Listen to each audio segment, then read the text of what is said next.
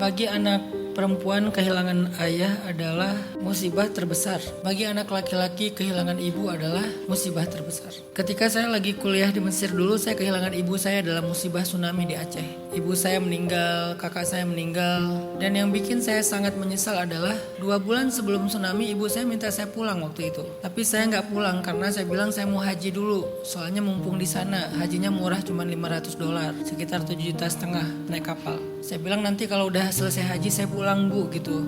Ya udah nggak apa-apa kata ibu saya.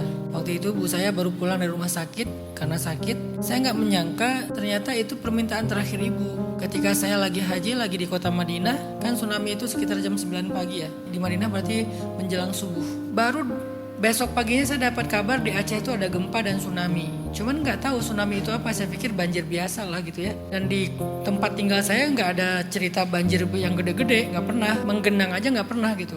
Saya mencoba hubungi keluarga saya nggak bisa karena putus jaringan kan. 2 hari kemudian baru dapat kabar ibu saya meninggal. Disitulah saya sesek langsung nyesel senyesel-nyeselnya dan termasuk sangat marah kepada diri saya sendiri. Saya berandai-andai tadi tuh, coba kalau saya ada di rumah, mungkin ibu nggak meninggal, saya bisa bawa lari ibu ke tempat yang lebih tinggi.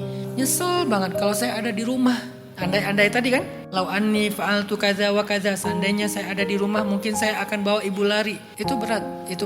Dan gak mungkin kita mengatakan itu kebaikan secara emosional. Tapi Allah selalu punya alasan sendiri yang lebih tahu daripada kita. Setelah saya berdamai, saya baru ngerti.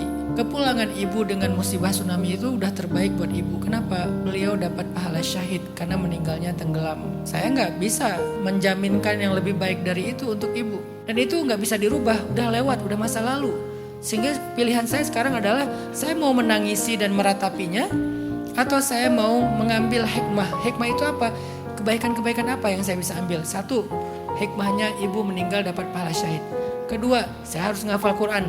3, saya harus banyak melakukan amal soleh untuk jadi pahala buat ibu juga. Dan seterusnya. Itu cara saya membahagiakan mereka. Jadi saya sekarang fokusnya, kalau saya kangen sama mereka doa, kalau saya kangen sama mereka sedekah, kalau saya kangen sama mereka beramal soleh. Itu tuh cara yang saya bisa lakukan sekarang. Pilihannya itu. Jadi saya gak akan terjebak di dalam mempertanyakan takdir, karena itu jebakan syaitan. Seandainya, kenapa ya? Saya nggak akan sampai di situ, karena qadarullah itu udah terjadi.